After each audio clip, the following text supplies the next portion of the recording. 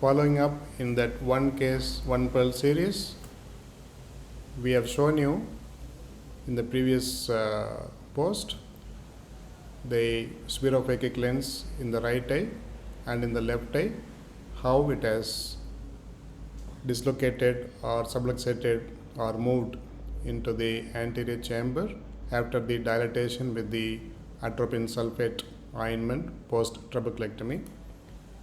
Once we have stopped the ointment, now it is day 4 today, you can see how the lens has moved back into the posterior chamber. You can see the red arrow shows that the lens has moved back. There is a deepening of the anterior chamber. So this is a very typical spherophakic lens. Dilate, the lens moves out, and then once you stop, it can come back to its normal position, or in some patients it can just stay there itself, where you may have to remove the lens, especially when you don't have the either peripheral iridotomy or surgical iridectomy. This case is a post-trabeculectomy, so there is no pupillary block mechanism.